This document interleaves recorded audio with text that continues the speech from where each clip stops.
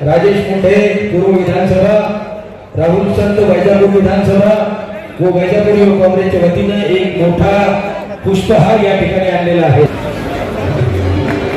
भीमशक्ती संघटनेच्या वतीने जालना संभाजीनगर च्या वतीने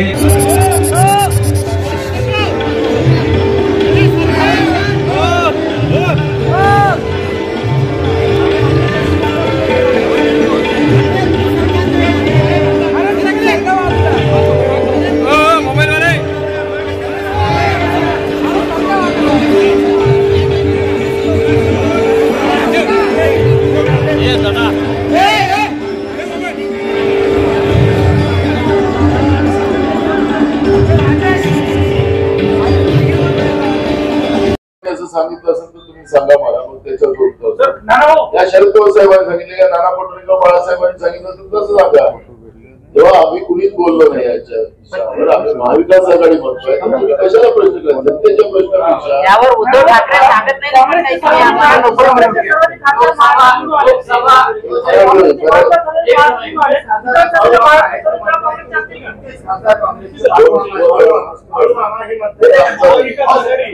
लोकसभा आली विधान परिषद मध्ये मुस्लिम समाजाला उमेदवारी दिली गेली नाही। तमाम मुस्लिम समाज तुमच्याशी नाराज आहे, काय बोलणार तुम्ही याबद्दल? सांगितलं मला एक प्रश्न असा आहे की या निवडणुकीच्या पार्श्वभूमीवर एक प्रश्न होऊन द्या, त्याबद्दल तुम्ही काय म्हणणार? मला मीडियामध्ये तुम्ही मला वाटतं तुम्ही एखाद्या पॉलिटिशियन सारखा प्रश्न विचारला म्हणून मी तुम्ही मुसलमान नाराज आहे असं तुम्ही मला सांगितलं, असं कुठलीही नाराजी नाहीये। दुसरा महत्वाचा प्रश्न असा आहे की आज परवा त्यांनी जो वक्फ बोर्डाचा जे बिल आणलं लोकसभेमध्ये, हिंदू असो, मुस्लिम असो, शीख असो, ईसाई असो, जी आमच्या देशाची परंपरा आहे त्याला आमच्या संविधानामध्ये सुरक्षा आहे। संविधानामध्ये कोणाचंही सरकार आलं, कोणी काही आपल्या बद्दल करेल असं नाही होऊ शकत, पण मुस्लिमांच्या धार्मिक व्यवस्थेवर आघात करण्याचं बिल नरेंद्र मोदीच्या सरकारने जेव्हा लोकसभेमध्ये आणलं आणि मुस्लिमांचे धार्मिक जे आस्था आहे आणि जे त्याचं संरक्षण आहे ते राहुल गांधीच्या नेतृत्वामध्ये त्या ठिकाणी सरकारला नामोहरम करावं लागलं। त्यांनी आणलेलं बिल ही संयुक्त समितीकडे, संसदीय समितीकडे पाठवावं लागलं। मूळ मुद्दा आहे की हे नुसते मुसलमानांच्याच विरोधात आहे असं नाही।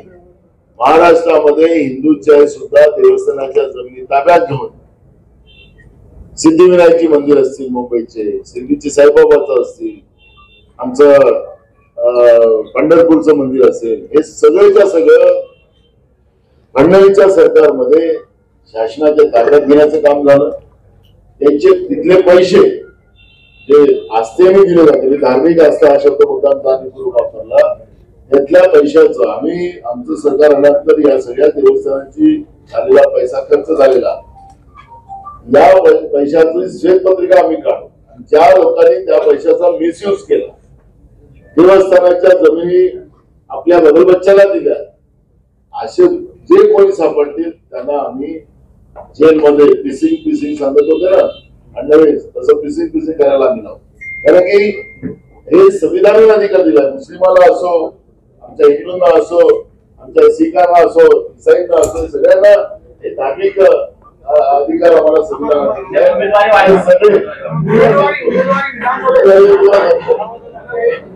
आम्ही तुम्हाला त्याला उमेदवारीचा विषय आमच्या सगळ्यामध्ये जो कोणी असेल, मुसलमान असेल, एकच असेल, त्याचं नाव लोकांमधून येत असेल तर त्याला तिकीट देऊ। कारण की या निवडणुकीमध्ये सध्या महाराष्ट्रामध्ये आरक्षणावरून, निवडणुकीच्या पार्श्वभूमीवर आरक्षणावर जोरदार वाद सुरू आहे।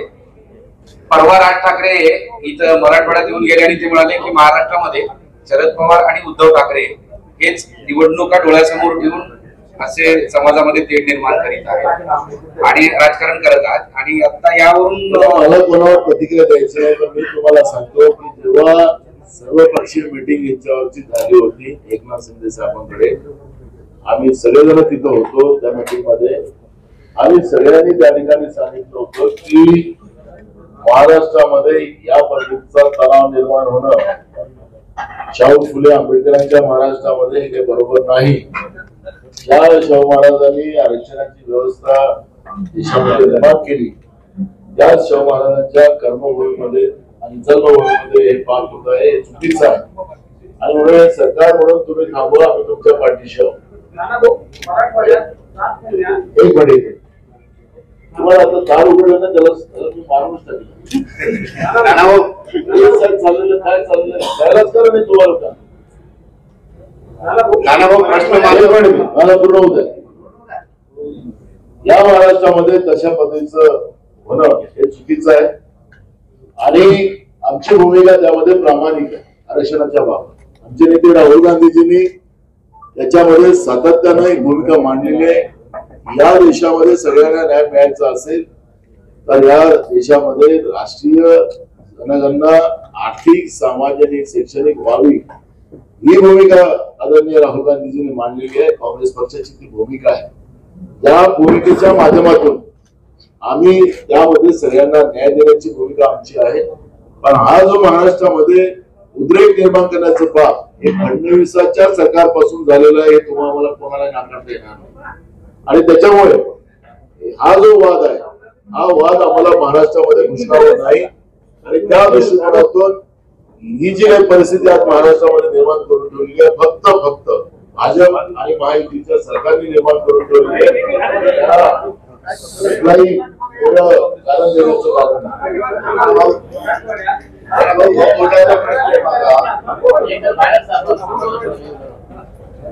माझ्या काँग्रेस पक्षाकडे तिकीट मागण्यासाठी 1000च्या वर उमेदवारांनी आमच्याकडे अर्ज केलेला. एकट्या नांदेड 1000च्या वर. म्हणजे तुम्हाला सांगायचं तात्पर्य असं की काँग्रेसच या महाराष्ट्रामध्ये, मी नांदेडचा मुद्दा सांगितलं, महाराष्ट्रामध्ये तर जास्त आहे. मी तुम्हाला सांगितलं की नांदेड मध्ये काल आपले जेव्हा 24 फरवरीला महान नेते निघून गेले त्यावेळेस आपण सगळेजण सांगत होतो की आता मराठवाड्यात काहीच राहणार नाही. पण मराठवाड्याच्या जनतेनं, जे काँग्रेस विचाराची जनता आहे, त्यांनी सामान्य कार्यकर्त्यांना आमच्या या मराठवाड्यामध्ये 3च्या 3 जागेमध्ये खासदार बनवलं. म्हणून मराठवाड्याच्या जनतेचं मी प्रदेश काँग्रेसचा अध्यक्ष म्हणून आभारी मानतो.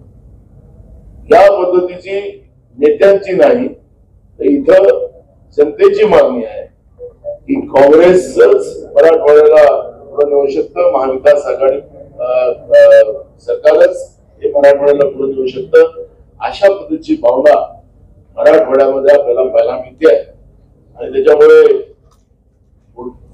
भीतीच्या पोटी पुन्हा तुम्हाला सांगतो की हे सरकार निवडणुका 1 महिने पुढे ढकलण्याच्या काळजीमध्ये लागलेलं आहे. आणि असं झालं तर तसं गेल्या 3 वर्षापासून स्थानिक स्वराज्य संस्थेच्या निवडणुका केल्या नाही. घटनात्मक ती व्यवस्था असताना सुद्धा दर 5 वर्षांनी निवडणुका झाल्या पाहिजे. पण आज स्थानिक स्वराज्य संस्थाच्या निवडणुका या गेल्या 3 वर्षापासून महाराष्ट्रात झाल्या नाही.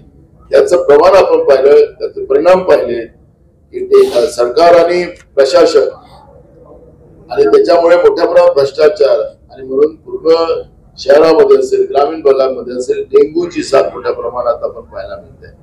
रोगराई मोठ्या प्रमाणात पसरलेली आहे. प्रशासकाला घेणे देणं नाही, सरकारला कमिशन द्या, असं ते काय परिस्थिती आहे.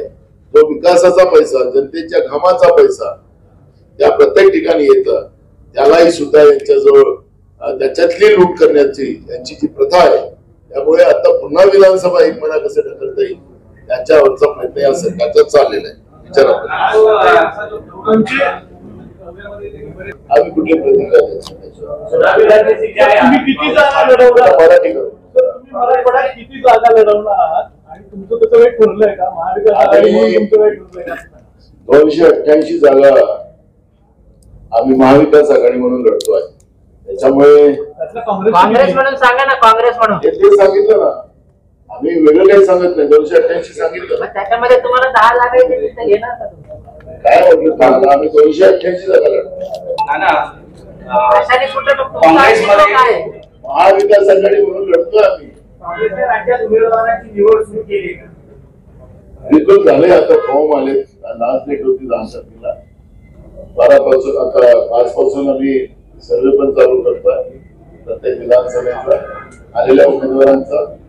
आणि त्याच्यातून 1 महिन्यामध्ये म्हणजे आमचा प्रयत्न आहे की आता हेच आता मी तुम्हाला सांगितलं 1 महिना पुन्हा निवडणूक पूर्ण ढकलली गेली. अजून ते सगळे प्रॉब्लेम आहे. पण 15 दिवसाच्या आत लोकसभेला आम्ही निर्णय घेतले होते.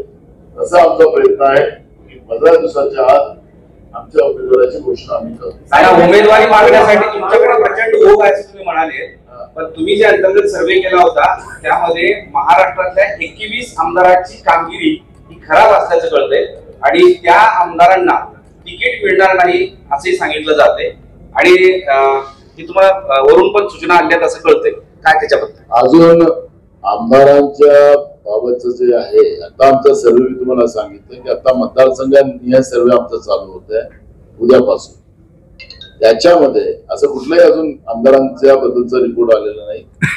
आता आम्ही जो सर्वे करू त्याच्यामध्ये जो रिपोर्ट येईल आणि जिथं आमचा आमदार तिथं कमी पडत असेल तर तिथं नवीन चेहऱ्याला तिकीट दिले जाईल. महाविकास आघाडी म्हणून निवडणूक लढवतो सांगताय तुम्ही, महाविकास आघाडी म्हणून निवडणूक लढवतो असं सांगताय आणि दुसरीकडे संजय राऊत महाविकास आघाडीचा चेहरा मुख्यमंत्री पदाचा उद्धव ठाकरे आहे असं सांगताय. मला असं वाटतं अरे एवढं उत्तर येऊ दे ना.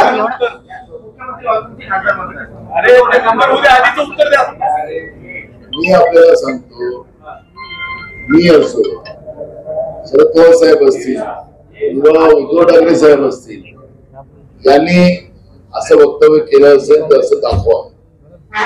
नाना पटोले असेल, बाळासाहेब थोरात असतील किंवा शरद पवार साहेब असतील किंवा उद्धव ठाकरे साहेब असतील, काय करा माझं तुम्हाला साधं सांग.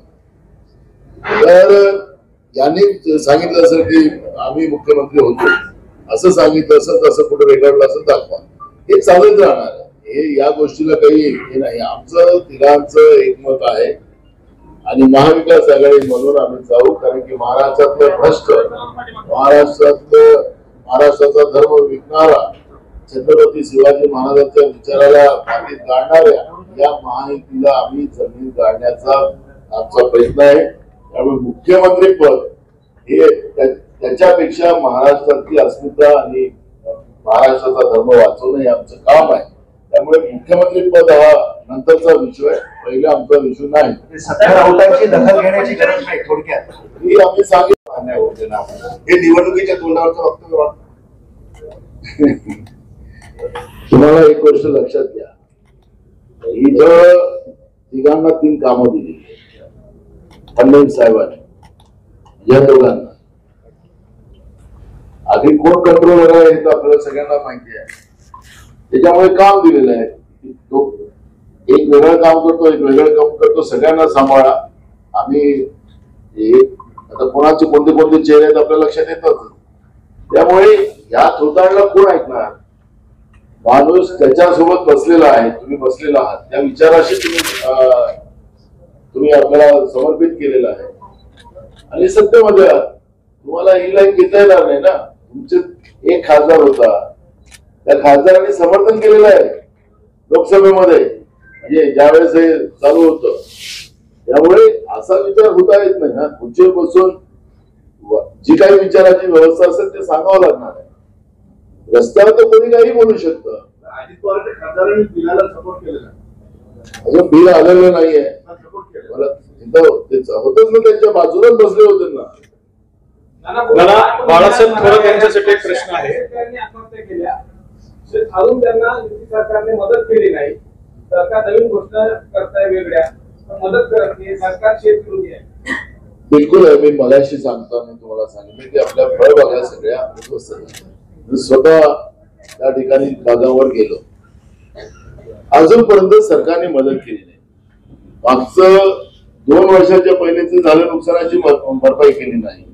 आताच पण भरपाई करत नाही आणि सरकार घोषणा करते. आणि एकनाथ शिंदे इकडे येतात आणि विधानसभेत सांगतात की आम्ही शेतकऱ्यांच्या पाठीशी उभे आहोत. अहो उभा आहे काय? फक्त पैशाची घोषणा करतात, पैसेच नाही. शेतकऱ्यांना पैसे मिळाले नाहीत. हे म्हणतात की आम्ही पैसे दिलेत आणि खोटे आकडे सांगतात. मी त्यांना विचारलं आम्ही सरकारला की तुम्ही सांगा की मग आत्महत्या का वाढतात, त्याचं उत्तर सरकार जोडलं. आणि म्हणून अशा परिस्थितीमध्ये आपल्याला महाराष्ट्रातली सगळी जनता या सरकारच्या विरोधात उभी आहे, त्यांच्या विरोधात प्रचंड चीड आहे आणि त्याच्यामुळे निवडणुका पुढे ढकलण्याचा सरकारचा प्रयत्न सुरू झालेला आहे. बाळासाहेब थोरात यांच्यासाठी एक प्रश्न आहे. थोरात साहेब, तर ते असं लिहिलं होतं की आता वारं सुटले जोरात, हवी मुख्यमंत्री बाळासाहेब थोरात.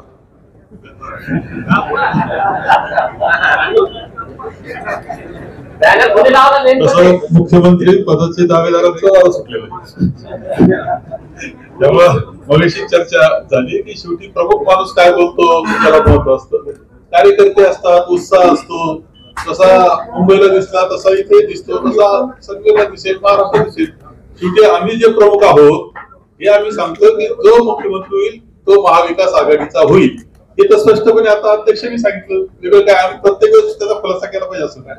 महाराष्ट्रात असे सगळीकडे परवा बच्चू कडू यांचे बॅनर लागलं होतं, इकडे जरी यांचे बॅनर लागलं होतं, इकडे अजित पवार, सगळ्यांचे बॅनर लागतात मुख्यमंत्री पदासाठी. महाराष्ट्राच्या राजकारणाचा डम्पिंग ग्राउंड केला आरोप त्यांचे राहते. आहेच ना, डम्पिंग ग्राउंड झालंच आहे.